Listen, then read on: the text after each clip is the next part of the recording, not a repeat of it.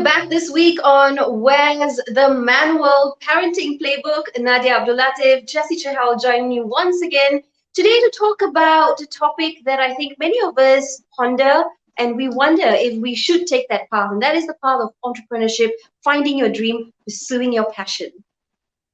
And we're really excited this week because last week, Jessy, remember we spoke to Joe Tambu and really had a delightful conversation about not putting yourself second despite the fact that you now have children. So we spoke to a dad last week. What better way to round up that discussion to speak to a mom this week and have her tips and her journey on what it took for her to rise up from an idea of what she wanted to do to becoming world renowned and definitely one of Malaysia's most beloved in her industry. So who do we have today, Jessy? Datin, Winnie, Lou, welcome to the program. So good to have you join us this week. Hi, so good to Hi, meet both of you Datin. finally. Yes, hi. How is everyone? Yeah. Wonderful. Thank you Well, for thank having you. me. Datin, Yeah. first things first, how is my hair looking? Does it meet your standard of styling? It's a very stylish look because I think what you're having is evergreen style. A lot of people will say, why the bob? I think the bob, one thing, is a highly favored style and it's always here to stay. It's a matter of how the way is angled and things like that. I think you're having a very, it was popular in the 70s, even up to now, you're not out of style. It's very All There right, trendy. we go. that's good to know. Yay. Could you share with us a little bit about your journey and how you started from that idea of wanting to be a hairdresser? And you were just telling us before we started the program. So can you tell us a little bit about that story? Well, I think my case is very unusual. Okay, a lot of people will think that I must have started in a small, tiny salon learning how to cut hair before I became a hairdresser. I totally have zero knowledge when I embraced hairdressing because I was supposed to be embarking into a journey of higher learning, going into Wellington Uni for 3 years to do my chartered secretarial course. But what took me out of the context is because I was laid off for a year because I did not sit for the entrance exam, which I didn't think was important because I spoke only English then. Yeah, and then I tell you, I was so desperate. I went crying to my dad and said, it's not that I'm not qualified. I cannot enter this year, let's say this 1976 or that kind of thing, a 76 entry or 75. I think it was 75 or 76. And instead, I totally did not sit. So because of that, I didn't want to waste 1 year and I went to the British High Com to get my visa done and insisted that my dad do not stop me from my passion. Actually, hairdressing We can was a already pick out passion. some traits there. We can really pick out some traits there of you wanting to pursue your passion, and being brave and sort of taking that risk as well. So this is 1979 at just 23 years old when you decided to embark on the journey of entrepreneurship and start your business. What was that like? Was it something you grew up seeing your family do as well? Is that how you got inspired, or you had those traits in you? Mm. Uh, I I definitely have the traits in me because my dad has always said, if you dare to persevere and bold to embrace change, even as a girl, my father in the end had to support me to open a salon because he said, if this is your passion and this is what you desire to be, let us at least support you while you are young. And I Oh. thought to myself, if anything happened to me, I'm still young enough to climb back. So that bonus actually dared to transform me, but actually it was tough. The toughest thing is to start a business so young. Yeah. And I wanted to pick on that. You said, essentially, you said dare to fail and dare to fail early enough so that you have that, I suppose, luxury of health and youth to be able to recover. So to zoom in on that a little bit more, how has that really impacted your parenting style? Do you still have the same view for your children? Do you, I mean, you've got grown-ups now, but when you were growing up, did you think that became a pivotal point for you in your parenting? It's okay if you fail as long as you learn from that failure, or how has that molded you as a parent? Yes, because I think most important thing is as modern parents now, because I do not want to reflect back how I was brought up by my parents because they were considered old-fashioned. I am into the modern, really modern, because as we speak now, many of you knows my age, right? So when I gave birth to my son, my intention is I do not really want to insist he will become a hairdresser. So I allow him freedom. Like I allow my daughter to do something which she prefers. So you see, in life, as parents, we only want them to be better than us. We don't need them to walk the path that we have walked before. So if my son is not a hairdresser, so what? But in the end, he decided to embrace hair, not as a hairdresser, but learning how the father is doing it, because my husband is the head, is the MD of the group. So he studied business in order to inherit the business, not as a Wow. hairstylist. Yeah. Right, While but my this is also daughter, When you interesting. started, when you started, you had one salon. Could you tell us a little bit about your company? How many group of salons do you have now? we have 14 salons, and then we also have a school. Yeah. So So I just wanted to go back to that point where you said despite being an entrepreneur, starting out on your own, and wanting to pursue a passion, you still prize the fact that certification is important. Educating yourself in the area of your interest is still important. I wanted to highlight that point because many of the times I think as moms and dads we're confused, or we don't know how to kind of say or tell our children you can do whatever you want to pursue, but we always say make sure you get your education first. And there's always a lot of pushback Yeah. from children on that note. So how did you navigate through to this?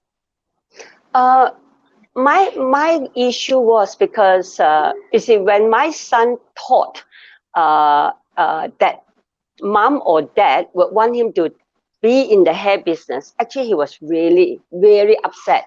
But in 2005, because I really sent my son young to study boarding abroad, I launched my book, A Cut Above, built on hard work, true grit, and a pair of scissors.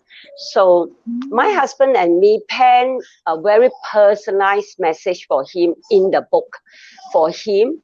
And after reading the book, when he was flying back to Melbourne, when he reached Melbourne, the next thing is we received a message from him, and he says, "Dad, Mom, thank you for being so persistent in whatever you do to rise to where you are both today.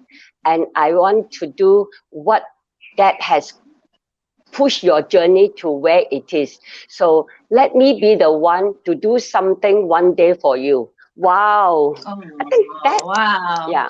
And he was only around 16 years old. And I think that is so touching. Yeah, that is so touching. Definitely. So I think the validation as a parent comes not so much in the awards that they win, but in those quiet moments that they are able to show you that they appreciate what's going on. And we see this even for small kids.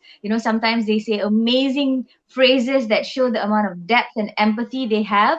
And yeah, it's totally left field because we're not expecting that. And suddenly when they say that, you're like, whoa, okay, I suppose I'm on the That's right right. track.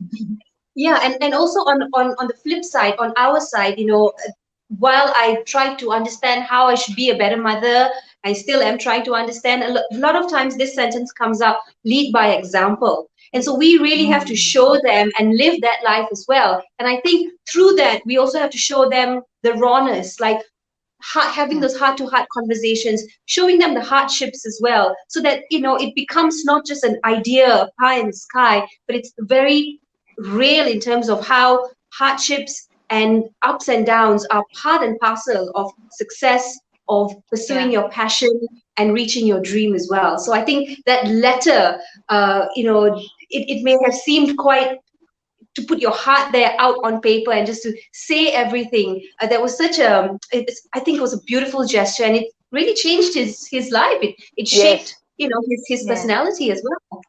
Yeah, because he was so against hairdressing.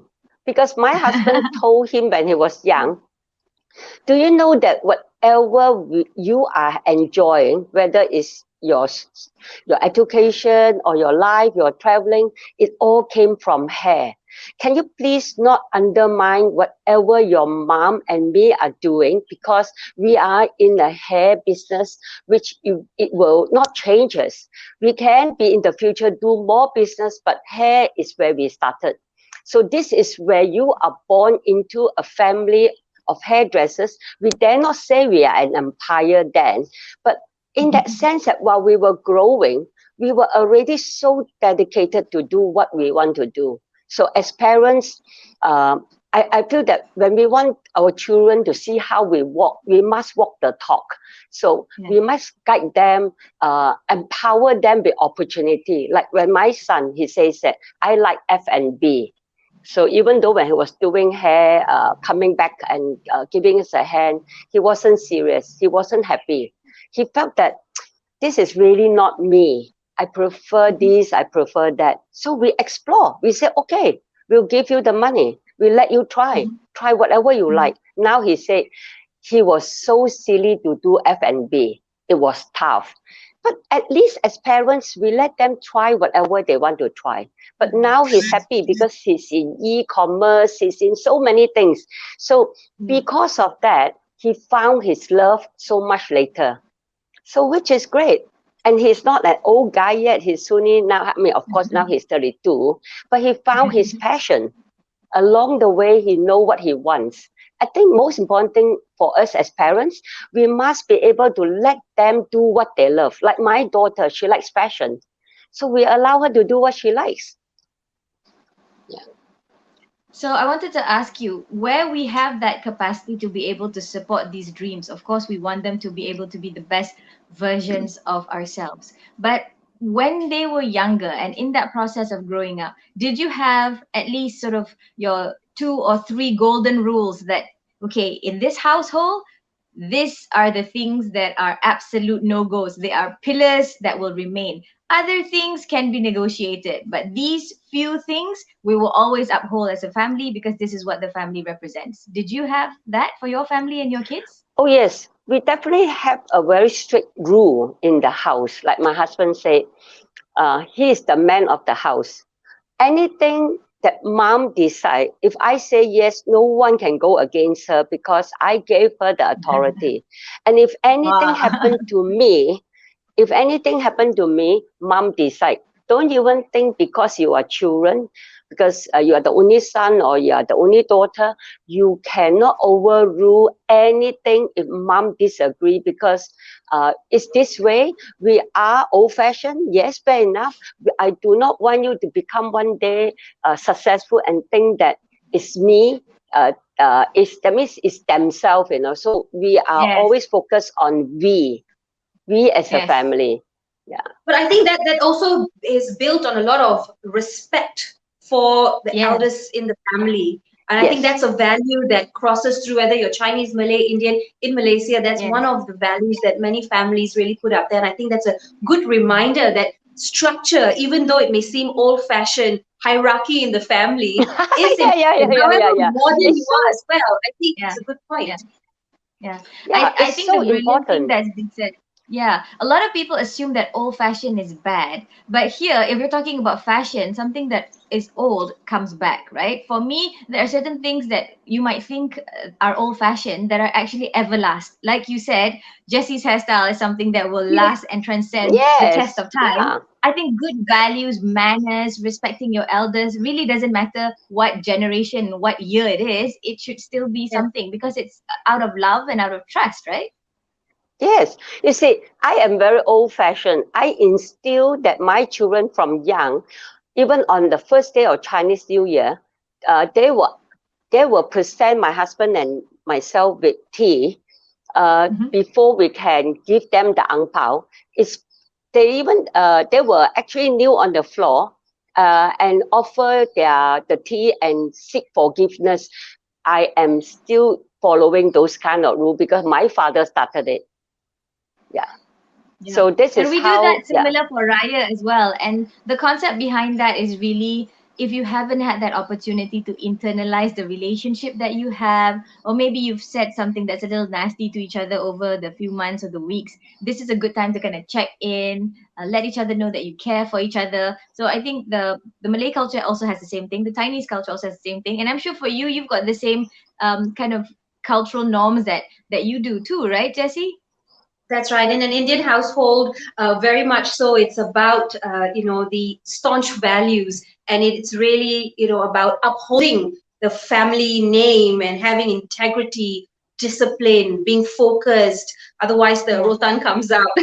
There's always a place of fear, but nonetheless, still built on the same, ideas and points of the importance of having these values in a family. When it's a celebration, it's a big celebration, but when it comes down to having family meetings, or saying you're sorry, in my family, that has always been something that the doors have always been open. If you've made a mistake, or if you are still learning, or you've upset someone, or you yourself are upset, it's always important to have discussions, open conversations. It's okay to say Yeah. sorry, it's okay to cry, but let's hug, let's make up, let's be better tomorrow. And that's Yeah. something that was always in my family. Yeah. Lovely. Yeah. I think we should even have a session on saying sorry. I That's know, it. so many things to talk about. Yeah, that's it. I know we would love to talk to you for even a longer time, but we've got sort of like a short span for this bullet show. So I wanted to ask you, this question has been coming up quite often for the conversations that we've had. As parents, especially for, say, for example, women being a mother and all that, very often you let yourself go a little after, the children that you have, you're lacking in sleep, you're running around, and so you don't really feel your best. You don't really feel like you want to dress up or do anything in particular. And Jesse and I were talking about this last week, how being a parent, although is not everything there is to be about you, and you are also still an individual, very often, whether we realize it or not, those stresses of the day sometimes creep in, and then you become less than your best. So now, since you're a branding guru, what better way than to ask you, how did you manage this? So what are some of your top tips, especially for moms and dads out there, that not only about hair, about your own self-worth, about your own feel good factor? How do you keep that up when you feel that your own morale is low? Okay, I think I must belong to the extremely vain kind of character from young. Yeah, even though I was doing all this kind of mothering job, of course, I gave up traveling a lot. That's the one Mhm, thing I really had to give up while they were very young. I don't mhm. travel as much as when they grow up, because you Yeah, see, giving up certain things, which is one of my favorite, was traveling. I did not have the mhm. pleasure of traveling so much, but looking good is a must.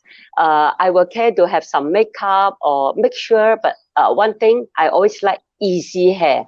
It's important as ladies. We do not choose to have very complicated hairstyling when we are busy parents, busy Yeah, mother especially. No time to go to salon and all things. Go for a haircut which is cut and go. We call it wash and you can style yourself. So I tend to go for simplicity, because simple is always more. You look good, mhm. and even like makeup and everything, you don't need a lot of colors. Most important thing is you have some lipstick and a bit of eye Yeah, color wherever you yeah, go. And I am one who tend to choose very simple, sporty clothing. So I tend to look more chic than my age. Even at now, I don't go for complicated style. So I would say, as a tip to those mother who is always on the go for less is more. Yeah, mm, don't really. I mean, because if, let's say, if you have no time, why do you choose a color which is so difficult to maintain, and you have yeah, few inches of roots, and then here so blonde and here so black, so you might as well go for natural. So, Mhm. yeah, yeah, That's right. Keep it simple to look chic and stay natural. I think a lot of times we try and yeah, put on extra to compensate yeah, for the yes, way we feel. But yeah, so internally though, what are some of the your suggestions to moms, on the days that they are tired, especially those with younger kids, they're running around, even stay-at-home moms, moms across the globe, to kind of elevate their self-esteem, their confidence. What are some of the things that you said to yourself when the going was tough? Yeah. My case was because I mean, I was a little more blessed because my husband contribute a lot of time in bringing up. He will even change diapers. He will send the kids to kindergarten, pick them up for me. So I am blessed with a better half. And for those possibly who says, oh, then you are fortunate. You have a husband who will do some errands. I think it's important for mothers to really talk to husband, to be part of it. And men who's hearing this, if the children don't just belong to the mother, the children should actually belong to the family. So whether it's a bigger sibling helping the younger sibling or the husband being part of this really contributed to ease out the woman's chore in the house. If it's a full-time housewife, well, I'm sure you can juggle because you have all the time to yourself. So while you may scream like a mom crazy, which is common, because I have seen a lot of ladies when their children are uptight about things, they scream. But I don't know, I think I am a very calm character. So I am angry, but yet I have not even put a rotan on my children before. So I leave it to my husband to be the bad guy. So I'm always the nice mom that they run to me. So I practice a lot of kindness in bringing up my kids. Love is very important. So they will not be afraid of you. So that's maybe my very different style. I preach even a lot of darlings. I call my children darling. I love you. I love you. I preach all the love. I don't know. Maybe it's my Western style. I tend to embrace a lot of love to them when they're young, while they were rising. Now that they are a big boy, my son is married.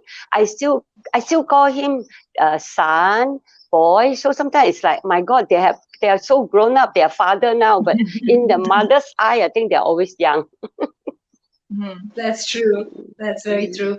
Well, thank you so much, Datin, for your time today and your sharing. It's been an absolute pleasure to hear your journey, how you overcame, the hardships and persevered to pursue your passion, and also inspiring your two children to walk the same path as well. Thank you. Lovely. Thank you so much. All the No. best, and may you stay Yeah. in good health this pandemic Yes. season. Keep well. Thank We'll you. speak to you Both soon. stay safe too. Yes. Yeah. Thank you. Bye. That was an Wow, amazing Jessy, that conversation, was Nadia. so now we've got a lady and I've got a man. So we've covered the mom's perspective as well as the dad's perspective. And some of the key things that I noticed resonated both ways were the fact that they said that your children are your own, allow them that space to be able to explore who they are as an individual, what their strengths are, what their weaknesses are. And really, what I heard from Datin Winnie was, despite all that, how do you create that open conversation, that safe space, so that your children can return back to you and receive that love and kindness, if they needed that extra support.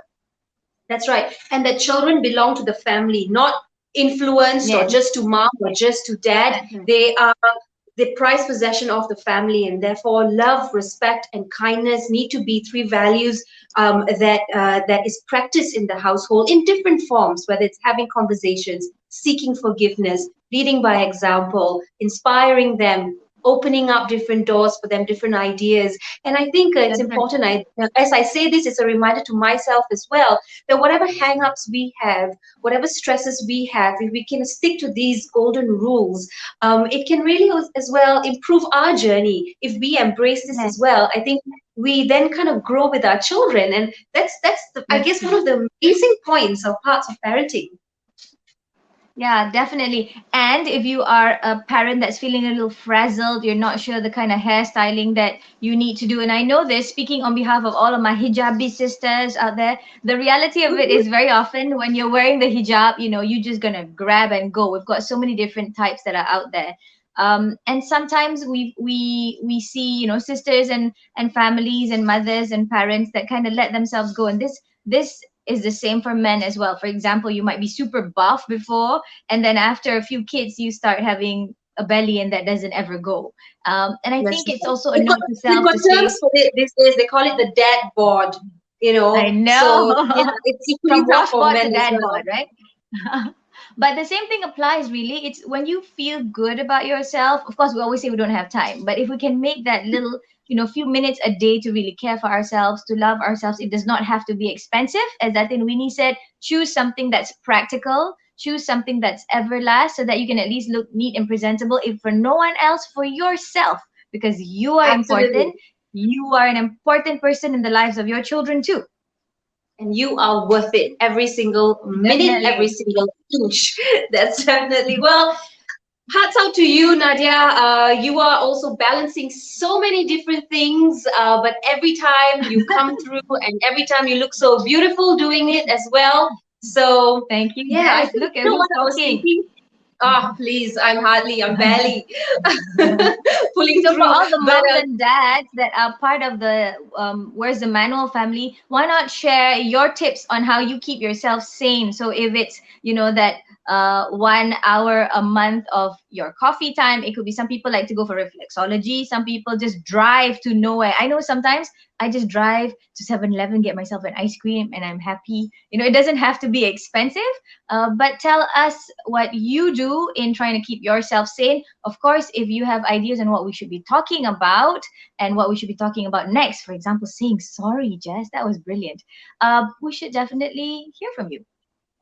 that's right. We look forward to all your comments as we wrap up this session and this edition of Where's the Manual with our guest Datin Winnie Lou, talking about raising entrepreneurs, pursuing your dream, reaching out for your goals, and maybe even attempting to do things differently. And that is our conversation today. We leave you with those thoughts, and we look forward to hearing from you and seeing you soon. So take care, all our love, stay safe, and we'll be back next week. Bye. Bye. Happy Oh, yeah. parenting. Happy parenting. Woo!